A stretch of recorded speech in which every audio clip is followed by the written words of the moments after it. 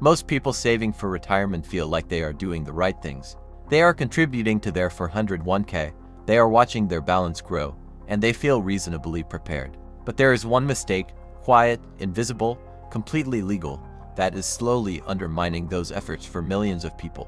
And because it does not show up as a loss on a statement, most people never realize it is happening until it is far too late to recover. Relatable scenario. This is Robert and Ellen. Robert is 58. Ellen is 56. Between them, they have saved $340,000 in their workplace retirement accounts over 25 years. They have been disciplined. They have never cashed out a plan when changing jobs. They reviewed their statements regularly. By most measures, they are responsible savers. But when a financial advisor recently looked at their accounts, he found something that had been quietly draining their retirement for decades, and it had nothing to do with their saving habits.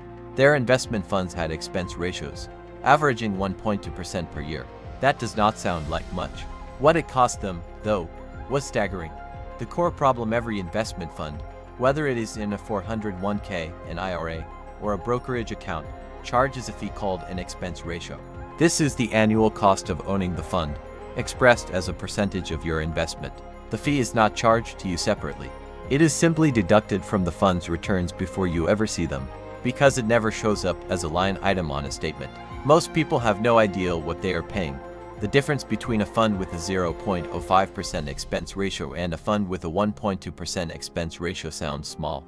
Over 30 years on a growing portfolio, it is not small at all. It is the difference of potentially hundreds of thousands of dollars, money that went to the fund company instead of to your retirement.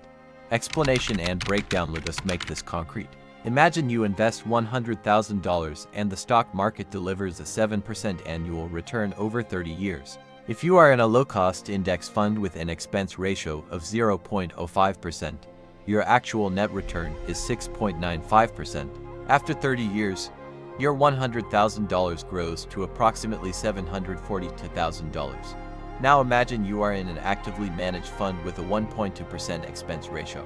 Your net return is only 5.8%. After 30 years, the same $100,000 grows to approximately $544,000.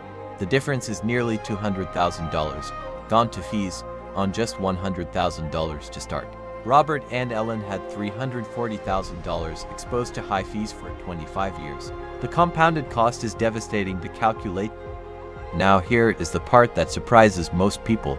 Higher fees do not mean better performance. Decades of research consistently show that actively managed funds, which charge higher fees to pay for professional stock selection, underperform low-cost index funds over long periods the vast majority of the time. You are paying more for worse results. Low-cost index funds simply track a market index, like the S&P 500, without trying to beat it. Because they do not require a team of analysts and traders, their costs are tiny. Funds like these are widely available in most 401k plans. They often have names that include the words index, total market, or the name of an index like S&P 500. Their expense ratios are typically between 0.03 and 0.20%. The second part of this mistake, equally common and equally damaging, is changing investment allocations based on market fear. When the market drops, the instinct is to move money to something safe. When it recovers, the instinct is to move back in. This is called market timing, and the research on it is unambiguous. Individual investors who tried to time the market consistently buy high and sell low, locking in losses and missing recoveries. The average investor significantly underperforms the market not because of fees, but because of behavior. Robert and Ellen's advisor helped them make two changes. First, they shifted their holdings to lower-cost index funds available within the same 401k plans. No account changes, no tax consequences, just a fund switch. Second, they agreed on a simple, written investment policy. They would not move money out of stocks based on news or market drops. They set an allocation appropriate for their timeline and committed to reviewing it once a year. The action steps here are practical and do not require any expertise. First, log into your retirement account and look up the expense ratios on every fund you own. If you see numbers above 0.5%, search for a lower-cost index fund alternative within the same account. Second, if your 401k plan has a target date fund with a reasonable expense ratio, usually around 0.1 to 0.15% for institutional versions. It may be the simplest all-in-one option to consider.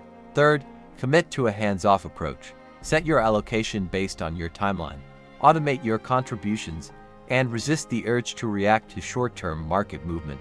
These changes do not require closing accounts or moving money to new institutions. Most of the time, they take less than 30 minutes to implement, but the impact over a 15 to 20-year period can be larger than almost any other financial decision you make. Soft out Robert and Ellen did not make bad decisions. They made invisible ones, the kind that never feel wrong in the moment because nothing dramatic ever happens.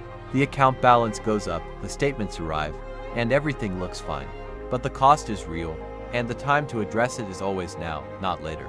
If you want to know how all of these pieces fit together, the savings rate, the social security timing, the fees, the account types, there is more to explore. Take it one step at a time.